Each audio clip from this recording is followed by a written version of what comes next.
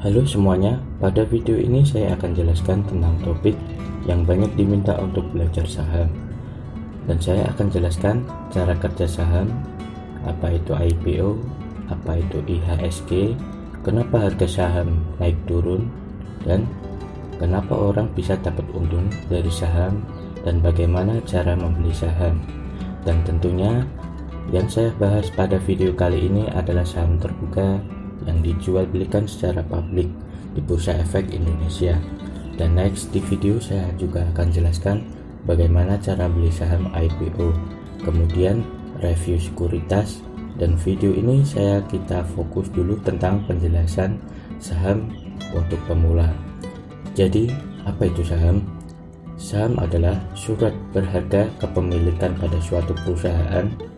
Satuannya adalah lot dan lembar. Kemudian satu lot sama dengan 100 lembar saham, dan pastinya bentuk sudah tidak lembar kertas melainkan sudah berbentuk dan dicatat secara digital.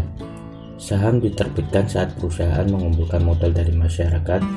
Penerbitan pertama suatu saham disebut IPO atau Initial Public Offering.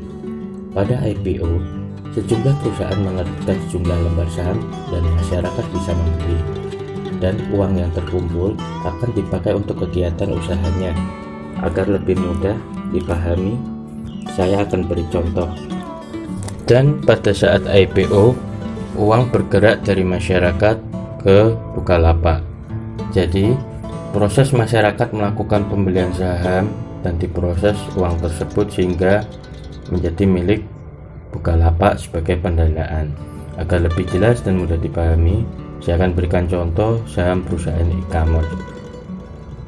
Pada contoh Bukalapak, pada tahun 2021 perusahaan tersebut melakukan IPO dengan saham publik berkisar 25%.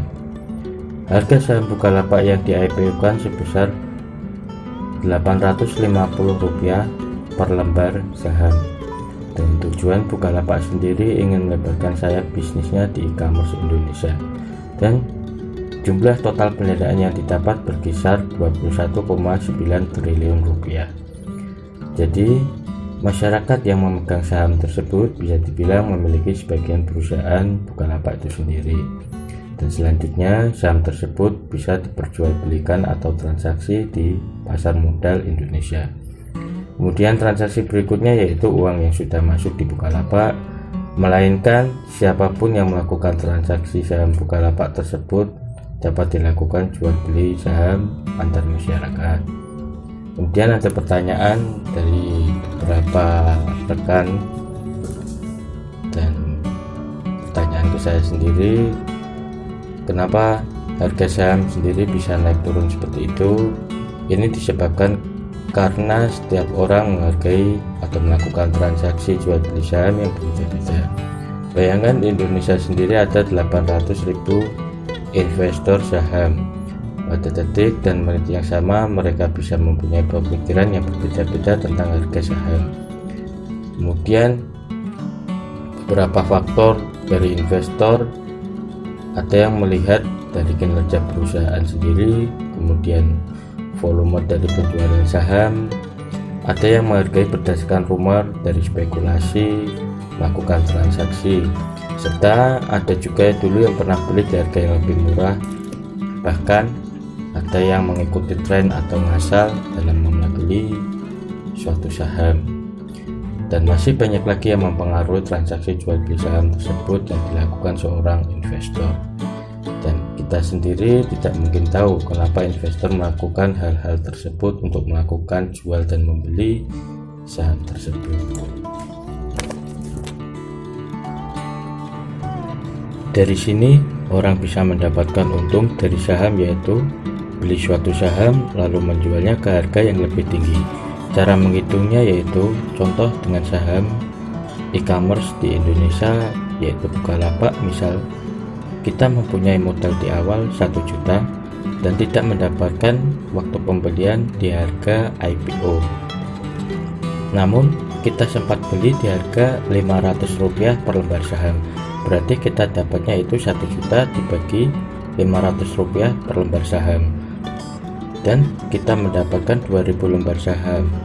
Namun pada hari berikutnya di 3 hari harga tersebut naik ke Rp850 per lembar.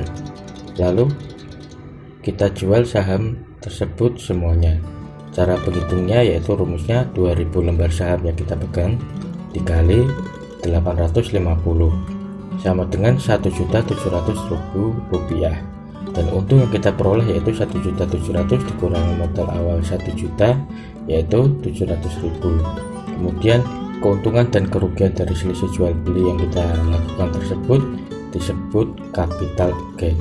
Kemudian ada pertanyaan berikutnya, saham mana yang di masa depan akan naik? Umumnya yang digunakan untuk investor ada 2 analisa, yaitu analisa fundamental dan analisa teknikal. Sederhananya analisa fundamental, kemudian sederhananya yaitu pada analisa fundamental yang kita cari nilai sesungguhnya pada perusahaan saat ini dan di masa depan. Ini dapat diketahui dengan cara menganalisa laporan keuangan perusahaan dan juga menghitung beberapa faktor-faktor eksternal lainnya. Setelah tahu nilai sesungguhnya nilai suatu perusahaan dan memprediksi nilai masa depannya, kita akan membandingkan dengan nilai perusahaan tersebut dengan harga saham saat ini, dan kita mencari perusahaan-perusahaan yang sahamnya murah dan bisa dibilang salah harga dalam tanda kutip. Dengan membeli saham yang murah namun sebetulnya bagus, harapannya di masa depan adalah perusahaan akan melihat kinerja yang baik sehingga masyarakat akan sadar bahwa harga saham perusahaan tersebut tidak semurah yang dijual pada saat ini, sehingga apresiasi yang diberikan akan naik dan harga saham tersebut akan mengikuti dengan sendirinya. Kemudian analisa fundamental umumnya dipakai ketika untuk beli saham investasi dan lebih untuk jangka panjang, misal dari yang 3 bulan bahkan sampai 5 tahun. Pada analisa teknikal yang kita lihat bukan analisa perusahaan, melainkan lebih ke pergerakan harga dan volume jual beli. Kita akan menggunakan chart untuk mencari pola dan tren harga suatu saham tersebut. Ini bisa dilakukan karena saham jangka pendek bergerak sesuai dengan supply and demand. Kalau banyak yang mau beli dan tidak mau jual, berarti yang mau beli harus menawarkan harga yang lebih tinggi. Dan ternyata pergerakan ini untuk pola-pola tren yang kita pantau. Contoh analisa teknikal yang sering melihat adanya support dan resisten. Untuk resisten misal harga maksimum secara psikologis di masyarakat rela untuk membeli, dan bila harga tersebut tembus resisten, harga akan bergerak naik untuk mencari resisten yang baru. Jadi dalam analisa teknikal kita bisa beli saham ini sebelum saham tersebut banyak diincar oleh investor lain. Ini dilakukan dengan cara membeli saham yang di saat yang tepat. Kalau tadi dengan contoh resisten, kita harus beli saat harga saham menembus resisten. Analisa saham teknikal umumnya dipakai untuk trading saham, jadi untuk jangka pendek.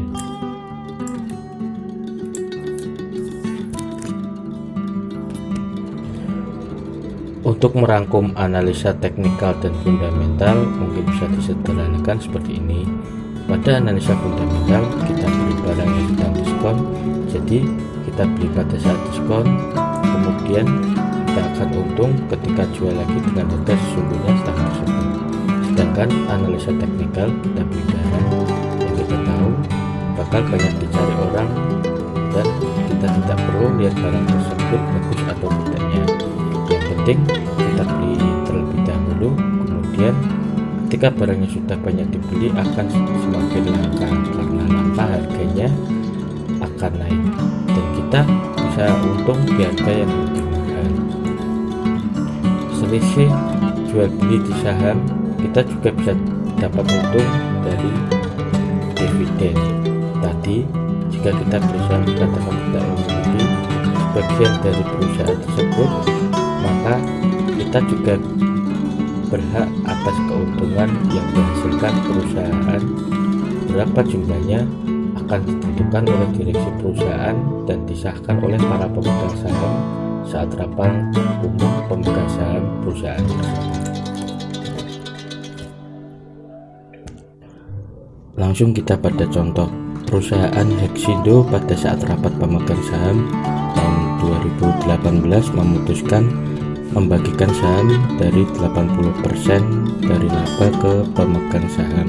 Jadi uang yang masuk dibagikan sekitar 18 juta dolar pada 840 juta lembar saham.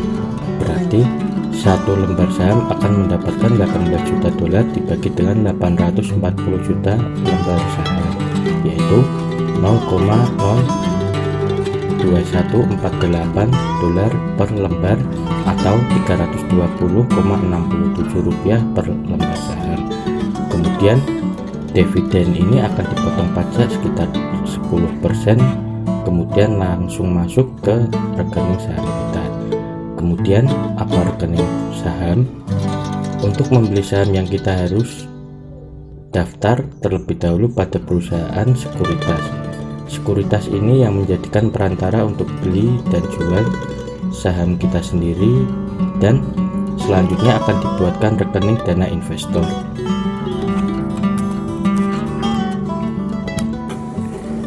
Kemudian rekening tersebut akan menyimpan uang kita saat beli saham. Saat jual saham atau saat kita dapat dividen, uang akan otomatis masuk ke rekening dana investor yang kita buat. Dan perusahaan sekuritas akan menyediakan apps beserta website yang kita pakai untuk jual beli saham tersebut, dan setiap transaksi akan dipotong fee. Untuk jual dan beli saham, total fee-nya berkisar 0,3% sampai 0,7%. Jadi untuk memilih sekuritas yang harus kita perhatikan adalah berapa fee-nya dan seberapa mudah penggunaan aplikasi pada website perusahaan sekuritas tersebut. Kemudian selanjutnya saya akan buatkan video bagaimana cara daftar di perusahaan sekuritas serta review penggunaan apps dan websitenya. Terakhir saya akan jelaskan tentang IHSG.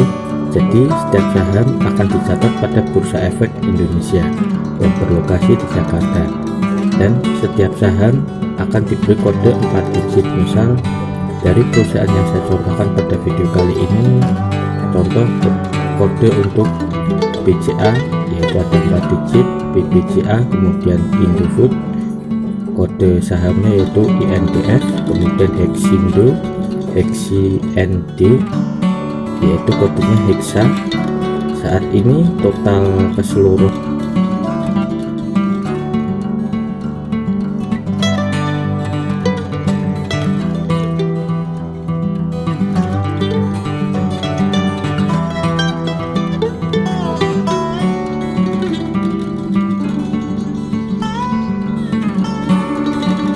websitenya. Terakhir saya akan jelaskan tentang IHSG. Jadi setiap saham akan dicatat pada Bursa Efek Indonesia yang berlokasi di Jakarta, dan setiap saham akan diberi kode 4 digit. Misal dari perusahaan yang saya contohkan pada video kali ini, contoh kode untuk BCA yaitu ada 4 digit, BBCA, kemudian Indofood, kode sahamnya yaitu INDF, kemudian Hexindo, HEXIND yaitu kodenya Hexa. Saat ini total keseluruhan ada 700 lebih saham publik, dan semua perusahaan saham publik tersebut akan dicatat di IHSG yaitu indeks harga saham gabungan. Dan setiap saham memiliki bobot saham yang berbeda-beda tergantung harga saham dan total lembar saham yang beredar. Semakin tinggi ini disebut dengan kapitalisasi pasar, maka semakin tinggi saham tersebut bisa mempengaruhi pergerakan IHSG. Kemudian kalau kita ingin mau main saham, harus memantau angka IHSG untuk melihat pergerakan saham dan sentimen masyarakat sedang naik atau turun. Kesimpulannya adalah yang pertama yaitu saham adalah bukti kita pada suatu perusahaan. Kemudian yang kedua, harga saham bisa berubah-ubah karena setiap orang menghargai saham dengan harga yang berbeda-beda. Kemudian yang ketiga yaitu kita bisa dapat untung dari saham dengan dari dividen dan selisih jual beli yang disebut capital gain. Kemudian yang keempat, untuk memprediksi harga saham ada dua teknik, yaitu yang pertama dengan analisa fundamental, yang kedua dengan analisa teknikal. Yang kelima, untuk membeli saham kita harus mempunyai user atau account dulu pada perusahaan sekuritas. Dan yang terakhir IHSG, yaitu indeks yang mencatat seluruh saham yang dijual belikan di Bursa Efek Indonesia. Setelah ini banyak bahas mengenai saham yang saya bagikan pada video berikutnya, dan dukung terus channel ini agar terus berkembang berbagi seputar perkembangan saham di Indonesia. Dan jangan lupa like dan subscribe. Jika ada pertanyaan silahkan tinggalkan di kolom komentar.